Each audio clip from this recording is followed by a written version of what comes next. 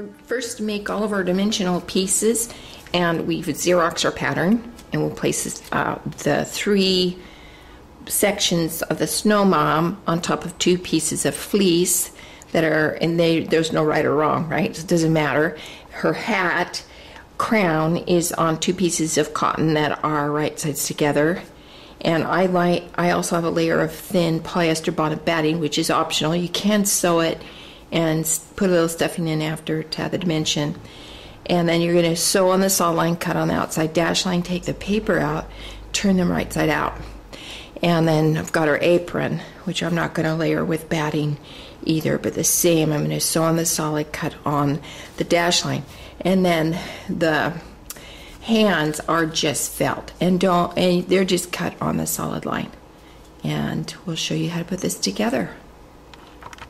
Now we start foundation piecing our little Snow Mom.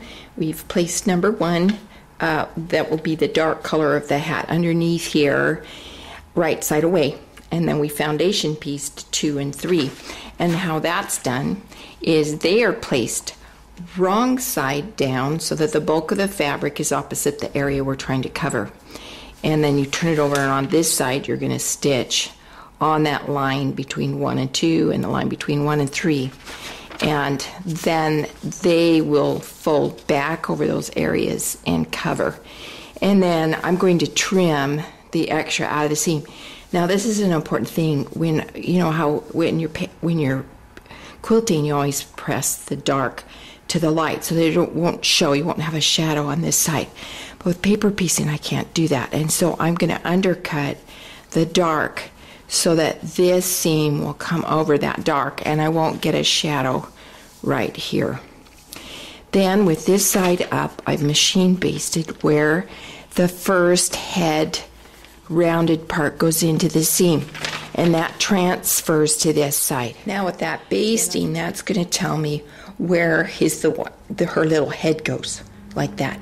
And I want it kind of centered where it peaks right here, like that. And then I've got a piece whacked for the brim of the hat, and I'll place it right side down so that it's above that basting, but the bulk of the fabric's opposite of where I'm going to have it cover. Then I'll turn it over and sew that whole line, and then I'll do background foundation piece 5 and 6. Then we'll put the crown on, okay?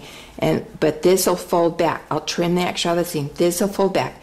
Then I'll lay down the pieces for these corners, okay?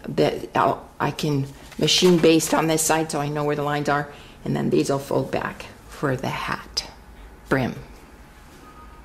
So now these are pressed back, and with this side up, I machine basted where the brim was entered the seam, and that gave me a line right there. I can place the hat. I put a little stuffing in there, 1/4 inch above, cut a piece of background fabric large enough for this area 7, and then place it right side down so it's above that basting line, so the bulk of the fabric's opposite the area I'm trying to cover. Then turn it over and sew that whole line, trim the extra out of the seam, and then that will fold back, and the little hat will fold back. Now with this side up, I also machine basted where this second middle ball enters into the seam, and that gave me this basting. And I'm going to take that piece that was previously made and put the open end 1/4 inch below that basting. Then I'll cut a piece of background fabric, lay it on top of this, and large enough for this area 8. And then I'll machine sew that whole piece. Then all of that will fold back like that.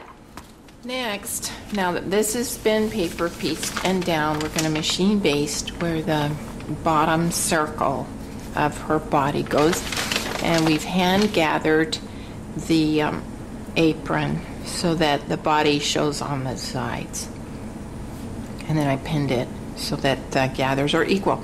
And I'm going to put it right side down, 1/4 inch below that line, that basting line.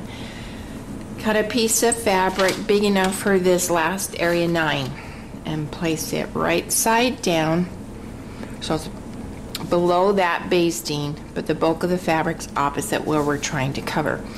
Turn it over and sew that whole line. Trim the extra of the seam, and that will fold down. This will fold down. This will fold down. This will fold down. Looks way cool. And I'll show you how to finish it. Now I cut 4 of the felt mittens and put 2 together and blanket stitched around. Whip stitch the stick on the back. I found if I do a little longer of the stick pulled behind here and then whip stitch all along, it's really pretty sturdy. And then I'm going to whip stitch these on the back of her middle here, and I'm going to do that after I quilt it and put it all together so that these aren't in the way. Then I'm mitering 2 borders here, and I have a nice video on doing these miters, but this is a little add-on to that where I first put the 2 borders together and then I used them as one, and that way I got a nice miter on both. So you can watch how I fold out these corners for a miter on check our YouTube channel, and I do a little bit longer video on how to miter these out and make them really cool. Our quilt is put together. It's not quilted or bound yet. I might do that in a subsequent video to show you how I machine quilt with dimension. But she turns out darling, and this pattern is free and available on our website. I hope you enjoy it.